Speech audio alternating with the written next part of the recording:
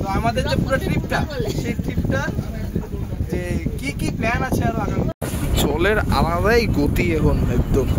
এতক্ষণ guys finally পিছনে 4টা-5টার মতো। এই যে স্পটটা থেকে বেরিয়ে এখন আমরা যাবো এই দোবাগি, ওখানে যেখানে আমরা পশু টশু পেতে পারি, হরিণ থেকে শুরু করে আরো কত কি পেতে পারি। আর এদিকে এখন যাচ্ছি এখান দিয়ে।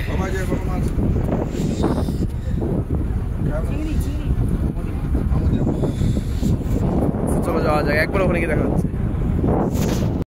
এখন বাজে গাইজ তো পাক্কা একটা, এখানে জোয়ার শুরু হয়ে গেছে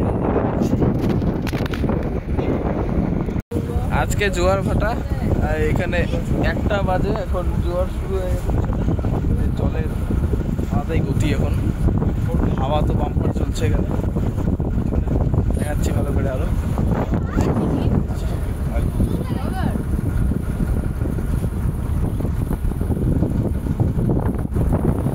জলের আলাদাই গতি এখন একদম।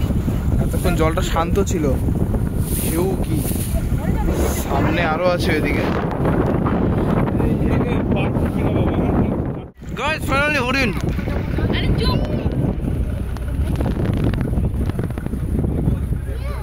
গাইস ফাইনালি পিছনে হরিণ, 4টা-5টার মতো হরিণ আছে।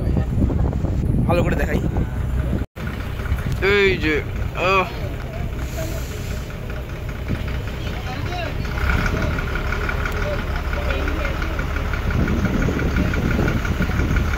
ফাইনালি এখন আসলাম সুন্দরবনের দোবাকি ক্যাম্পে।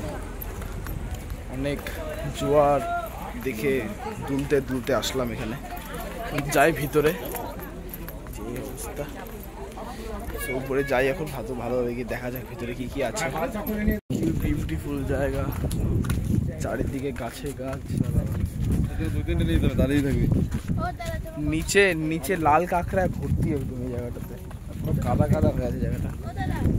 আর এদিকে কত গাছ, এখানে পুরো জঙ্গলের উপর দিয়ে ব্রিজ বানিয়ে এই যে ট্যুর করা হচ্ছে। খুব সুন্দর জায়গাটা, দেখো, দেখতে থাকো এক এক করে। রোদ্রে কেমন লাগে? গরম রোদ্রে গরম লাগবে।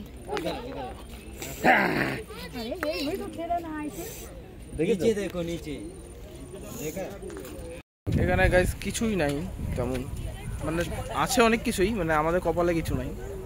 একটা হরিণ শু দেখতে পেলাম গোটা এই জঙ্গলটার মধ্যে।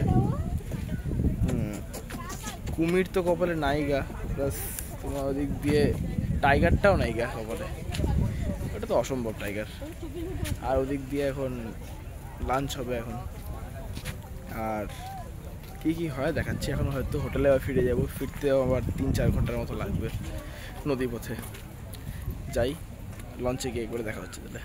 এখানে এখন জোয়ার চলছে জন্য নদীর একটা আলাদাই গতি, কি স্পিড নদীর। তারপর ওদিক দিয়ে ঢেউগুলো এরকম উঁচু নিচু হয়ে আসছে, আলাদাই একটা গতি নদীটার। জাহাজটা উঁচু নিচু হয়ে ঢেউ খেলানোর মতো যাচ্ছে, এটাও একটা আলাদা নতুন এক্সপিরিয়েন্স। চলো এখন যাওয়া যাক আর কি।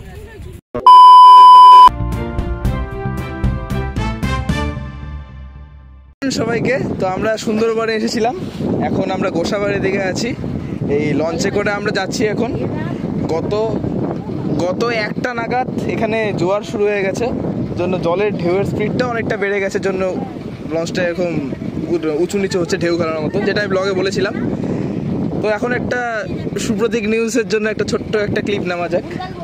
তো আমাদের যে পুরো ট্রিপটা, সেই ট্রিপটার যে কি কি প্ল্যান আছে আরও আগামীতে, সেটা সম্পর্কে একটু জেনে নেব।